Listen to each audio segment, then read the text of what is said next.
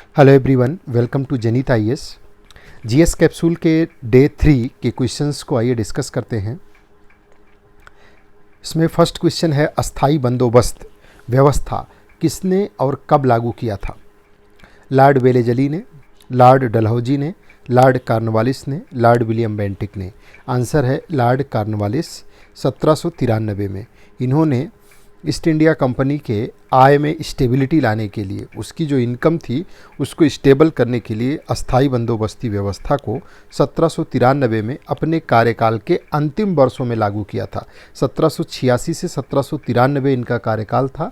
पूरे कार्यकाल में इन्होंने महसूस किया कि इस समय जो ज़रूरत है वो एक स्टेबल, कहीं ना कहीं किसी स्रोत से स्टेबल इनकम की ज़रूरत है, जिससे कि जो युद्ध का कार्य है, अन्य कार्य हैं, उनको सुचारू रूप से जारी रखा जाए, अपनी ग्रोथ को बढ़ाया जाए। तो इसी दृष्टिकोण से इन्होंने बंगाल, बिहार और उड़ीसा के क्षेत्रों में अस्थाई बंदोबस्ती व्यवस्था को लागू किया था 1793 में। इसके तहत भूमि कर को अस्थाई रूप से जमींदारों के साथ निश्चित कर दिया गया था। इससे ब्रिटिश सरकार को निश्चित और स्थिर आय प्राप्त होती थी। शुरुआत में ये व्यवस्था इनके लिए बड़ी अच्छी थी, क्योंकि यहाँ पर आय को फिक्स कर दिया गया था और उस समय जो रेट फिक्स किए गए थे वो मैक्सिमम थे उस समय के हिसाब से। जमींदारों के लिए दिक्कत का टाइम था। कुछ जमींदार इस व्यवस्था को बहुत अच्छे से चला पाए, कुछ के लिए बहुत कठिनाई हुई और लगभग लोग कठिनाई से गुजरते हुए बाद में, चूँकि वो फिक्स था कि इस क्षेत्र से 1 लाख रुपए दिया जाना है, उनकी इनकम जब बाद में 3 लाख 4 लाख हो गई तो भी ये यहाँ से जो कर का दर था 1 लाख से ज़्यादा नहीं बढ़ाया गया। बाद में ऐसा लगा कि ये घाटे का सौदा साबित हो रहा। जो कॉर्नवालिस ने किया था ये 19% हिस्से पर लागू की गई थी ब्रिटिश भारत के। जमींदार को भूमि का मालिक मानते हुए और उनसे जो है किसानों से कर वसूल करके सरकार को देना होता था।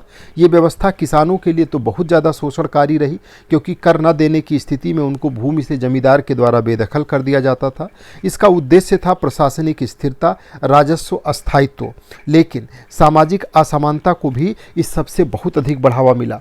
लेकिन बाद में 1858 के आसपास में ऐसा देखने को मिलता है कि जब 1857 की क्रांति हो रही थी तो उस क्रांति के समय बंगाल, बिहार और उड़ीसा के क्षेत्र में यही जमींदार वर्ग ईस्ट इंडिया कंपनी के संरक्षक के रूप में खड़ा हो गया, क्योंकि तब तक ये जमींदार बहुत स्टेबल हो चुके थे, इनकी आय बढ़ चुकी थी और ये नहीं चाहते थे कि कहीं से भी जो ईस्ट इंडिया कंपनी है उसका शासन जाए और उनकी जमींदारी नष्ट हो।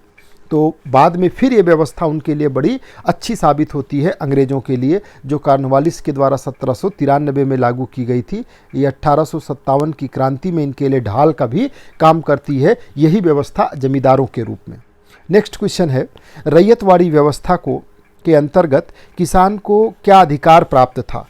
केवल उत्पाद बेचने का, भूस्वामी होने का, कर से छूट का, व्यापार करने का? तो रैयतवाड़ी व्यवस्था में जो किसान होता था वही भूमि का मालिक होता था और उसको डायरेक्टली जो है सरकार को कर देना होता था। ये व्यवस्था थॉमस मुनरो और रीड ने लागू किया था मद्रास प्रेसिडेंसी के अंदर। इसके तहत किसानों को भूमि का सीधा मालिक माना गया। किसान सरकार को सीधे कर देता था, जिससे जमींदार की भूमिका समाप्त हो गई। हालांकि किसान को भूमि का मालिकाना हक मिला, लेकिन कर की दरें इतनी ज़्यादा थी कि अधिकांश किसान जो है वो कर्ज में डूबते चले गए। इसका मुख्य उद्देश्य था राजस्व की सुरक्षा। किसानों को लंबे समय तक आर्थिक असुरक्षा और उधारी का इसमें सामना करना पड़ा। इस व्यवस्था ने किसानों को सत्ता से जोड़ा, परंतु आर्थिक स्वतंत्रता नहीं दी और ये व्यवस्था ब्रिटिश भारत के 51% हिस्से पे लागू की गई थी। सबसे ज़्यादा सफल यही मानी जाती है, 51% हिस्से पे लागू की गई रैयतवाड़ी व्यवस्था। उसके बाद में अगली है महालवाड़ी। ये मुख्यतः किन क्षेत्रों में लागू की गई थी? तो बंगाल, मद्रास, उत्तर प्रदेश और महाराष्ट्र। तो ये व्यवस्था जो है विशेष रूप से उत्तर प्रदेश के क्षेत्रों में लागू की गई थी। महालवाड़ी व्यवस्था 1822 में होल्ट मैकेंजी के द्वारा आरंभ की गई। बाद में रॉबर्ट मार्टिन बर्ड ने इसे विस्तृत रूप दिया, जिसे बाद में लॉर्ड विलियम बेंटिक ने आगे बढ़ाया था। ये व्यवस्था उत्तर भारत, विशेष करके उत्तर प्रदेश, पंजाब और मध्य भारत के हिस्सों में लागू की गई थी। इसमें भूमि की इकाई महाल यानी कि पूरा गांव होती थी। कर का निर्धारण गांव के कुल उत्पादन और परंपरागत आंकड़ों के आधार पर होता था। ये प्रणाली रैयतवाड़ी और अस्थाई बंदोबस्ती व्यवस्था का मिश्रित रूप थी, लेकिन प्रशासनिक रूप से जटिल थी और गांव के मुखिया या पटवारी के माध्यम से कर की वसूली की जाती थी। किसानों को अधिक दायित्व और कम अधिकार इसके तहत दिए गए थे। ये व्यवस्था ब्रिटिश भूभाग के 31% हिस्से में लागू की गई थी। महालवाड़ी किसके द्वारा? होल्ट मैकेंजी के द्वारा आरंभ की गई थी। बाद में इसको आगे बढ़ाया था, विस्तृत स्वरूप दिया था रॉबर्ट मार्टिन बर्ड ने। नेक्स्ट क्वेश्चन है, 19वीं सदी में भारत में गरीबी का मुख्य कारण क्या था? अत्यधिक वर्षा, किसान आंदोलन की असफलता, औद्योगिकरण का अभाव, या फिर ब्रिटिश औपनिवेशिक नीतियां क्या थीं जिसके कारण से भारत में 19वीं सदी में गरीबी का मुख्य कारण था? तो अत्यधिक वर्षा का कोई मतलब नहीं है, किसान आंदोलन की असफलता, औद्योगिकरण का अभाव, या फिर ब्रिटिश औपनिवेशिक नीतियां। तो मेन कारण था ब्रिटिश उपनिवेशिक नीतियां, और इस नीतियों के द्वारा जो भारत के अंदर परिवर्तन पैदा किया गया वो बहुत खतरनाक स्वरूप में पैदा किया गया। यानी कि ब्रिटिश औपनिवेशिक नीति में कच्चा माल यहाँ से ले जाया जाता था, मनमानी कीमत पर खरीदा जाता था और उसको वापस ला करके यहाँ बेचा जाता था अपनी सुविधा अनुसार। और पहले मार्केट को विकृत किया गया, मार्केट को समाप्त करने का प्रयास किया गया, और जिससे यहाँ के बुनकर, यहाँ के लोगों के रोजगार नष्ट हो गए। यानी भारत को कच्चे माल का स्रोत, तैयार माल का बाजार बना दिया गया। ये थे ब्रिटिश औद्योगिक नीति, जिससे क्या हुआ? जो कुटीर उद्योग थे उनका विनाश हुआ, भारी भूमि कर लगाए गए, कृषि पर निर्भरता और बार बार आने वाले अकालों के प्रति उपेक्षा ने हालात और बदतर कर दिए। ब्रिटिश राज में पूंजी भारत से इंग्लैंड भेजी गई, जिससे निवेश में कमी आई और बेरोजगारी बढ़ी। भारत का आर्थिक संतुलन पूरी तरीके से बिगड़ गया, जनता भूख, कर्ज और निराशा में डूबती चली गई। तो ब्रिटिश औद्योगिक जो औपनिवेशिक नीति थी, इसमें प्रॉफिट मैक्सिमाइजेशन का मुख्य कॉन्सेप्ट था, और इस वजह से यहाँ के लोगों की वेलफेयर के लिए कोई भी ध्यान नहीं दिया गया। एक बार भी ये नहीं सोचा गया कि यहाँ इंडस्ट्रियलाइजेशन का क्या फ़ायदा लोगों को मिलना चाहिए, निवेश किस तरीके से होना चाहिए, रोजगार का सृजन कैसे होना चाहिए, लोगों के लिए अपनी आजीविका चलाने के लिए क्या संसाधन की व्यवस्था होनी चाहिए। इस सब पर कोई ध्यान नहीं दिया गया। इसी बीच में बंगाल का अकाल आता है, और जिसमें करोड़ों लोग, विशेष रूप से सब बुनकर, बंगाल में मारे जाते हैं। कुछ इतिहासकारों ने लिखा है कि उस अकाल में बंगाल के अंदर बुनकरों की हड्डियां हर तरफ बिखरी हुई थीं, और इसके लिए ब्रिटिश औपनिवेशिक नीतियां जिम्मेदार थी। निग्रोइड मानव जातियां भारत में मुख्यतः कहाँ पाई जाती हैं? नागालैंड, अंडमान निकोबार द्वीप समूह, त्रिपुरा, लक्षद्वीप। आंसर है अंडमान निकोबार द्वीप समूह। निग्रोइड जो मानव जातियां हैं ये मुख्यतः अंडमान निकोबार द्वीप समूह में भारत में पाई जाती हैं। इनमें जारवा, ओंगे, ग्रेट अंडमानी और सेंटिनेली जैसी जनजातियां प्रमुख हैं। ये लोग शारीरिक रूप से छोटे कद के, घुंघराले बाल वाले, काली त्वचा वाले होते हैं। ये आज भी शिकारी संयोजक जीवन शैली में रहते हैं। इनकी संस्कृति अत्यंत विशिष्ट है और आधुनिक सभ्यता से ये दूर रहना पसंद करते हैं। भारत सरकार ने इन जनजातियों के अधिकारों की सुरक्षा के लिए इन क्षेत्रों में बाहरी हस्तक्षेप पर रोक लगा दी है, जिससे कि उनकी जैविक और जो सांस्कृतिक विविधता है वो सुरक्षित बनी रहे।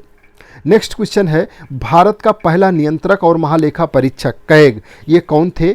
एक के.एन. सिंह, बी नरहरि राव और टी.के. विश्वास, या एस शंकरन। आंसर है बी नरहरि राव। ये भारत के पहले कैग थे, नियंत्रक और महालेखा परीक्षक, जिन्होंने 1948 से लेकर के 1954 तक इस पद को संभाला। उन्होंने स्वतंत्र भारत में लेखा परीक्षा प्रणाली की नींव रखी। कैग की भूमिका जो होती है ये सरकारी खातों की जांच करना, रिपोर्टिंग की होती है, सरकार के आय और व्यय की ऑडिट करता है, जिससे कि वित्तीय जवाबदेही सुनिश्चित की जाती है। नरहरि राव ने प्रशासनिक पारदर्शिता को मजबूत करने वाले कई मानक स्थापित किए। उनकी नियुक्ति ने संसद और कार्यपालिका के बीच वित्तीय संतुलन को बनाए रखने में महत्वपूर्ण योगदान दिया। आपको ये जानकारी होनी चाहिए कि जो कैग है उसका पद एक संवैधानिक पद है, और इसके लिए संविधान में 148 से लेकर के 151 तक के आर्टिकल रखे गए हैं। नेक्स्ट क्वेश्चन है कि भारत में कैग की नियुक्ति कौन करता है? प्रधानमंत्री, संसद, राष्ट्रपति या फिर वित्त मंत्री? आपका आंसर है राष्ट्रपति। राष्ट्रपति के द्वारा कैग की नियुक्ति की जाती है, ये इनका संवैधानिक पद है और उस पद पर उसको पद की सुरक्षा भी दी गई है। आर्टिकल 148 के अनुसार कैग की नियुक्ति राष्ट्रपति के द्वारा की जाती है। कार्यपालिका से जुड़ा हुआ पद है, लेकिन इसे उच्चतम न्यायालय के न्यायाधीशों जैसी स्वतंत्रता प्राप्त है। पद की स्वतंत्रता दी गई है ताकि वो अपने पद और अपने दायित्वों का स्वतंत्रता पूर्वक निर्वहन कर सके। कैग करता क्या है? केंद्र और राज्य सरकारों के सभी आय और व्यय के खातों की लेखा परीक्षा करता है, संसद और राष्ट्रपति को उसकी रिपोर्ट प्रस्तुत करता है और वो उसे संसद और विधानमंडलों के समक्ष प्रस्तुत कराते हैं। जो इसकी नियुक्ति प्रक्रिया और निष्कासन की प्रक्रिया है वो जटिल है, जिससे इस पर राजनीतिक दबाव से बचाती है। इस कारण ये पद लोकतंत्र में वित्तीय अनुशासन पारदर्शिता के लिए अत्यंत आवश्यक माना जाता है। नेक्स्ट क्वेश्चन है, लोक लेखा समिति का मुख्य कार्य क्या होता है? लोक लेखा समिति का मुख्य कार्य बजट बनाना या फिर आय कर निर्धारण करना, सरकारी खर्चों की जांच करना या फिर जनगणना संचालन करना। तो ये सरकारी खर्चों की जांच के लिए होती है लोक लेखा समिति, जिसमें 22 सदस्य होते हैं, 15 सदस्य लोकसभा से होते हैं और 7 सदस्य राज्यसभा से होते हैं। ये सरकारी खर्चों की जांच के लिए बनाई जाती है। लोक लेखा समिति अस्थायी समिति है संसद की, और इसका गठन जो है वो कैग की जो रिपोर्ट होती है उसकी जांच के लिए किया जाता है। कैग जो रिपोर्ट राष्ट्रपति को प्रस्तुत करते हैं उसको सदन में प्रस्तुत किया जाता है, रखवाया जाता है, उसकी जांच की जाती है पब्लिक अकाउंट्स कमेटी के द्वारा। इसका मुख्य कार्य देखना होता है कि संसद के द्वारा स्वीकृत धनराशि का उपयोग सरकार ने ठीक से किया है या नहीं किया है। ये पब्लिक अकाउंट कमेटी जो है वो भ्रष्टाचार पे निगरानी रखती है, रिपोर्ट में जो उल्लिखित अनियमितताएं हैं उसकी जांच करती है। आमतौर पे जो इसकी अध्यक्षता है वो विपक्ष के नेता के द्वारा की जाती है, जिससे इसकी निष्पक्षता बनी रहे। इस समिति की अनुशंसा बाध्यकारी नहीं होती, परंतु ये प्रशासनिक जवाबदेही सुनिश्चित करने के लिए एक अत्यंत प्रभावी माध्यम के रूप में काम करती है। नेक्स्ट क्वेश्चन है, रैयतवाड़ी व्यवस्था सबसे पहले किस क्षेत्र में लागू की गई थी? बंगाल, पंजाब, मद्रास या गुजरात?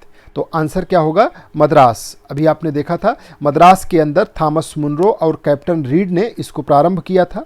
ये व्यवस्था जो थी ये किसान यानी रैयत से सीधे सरकार को भूमि कर देता था और भूमि का अस्थायी स्वामित्व उसे प्राप्त होता था। जमींदारी व्यवस्था के विपरीत इसमें बिचौलियों की भूमिका नहीं थी।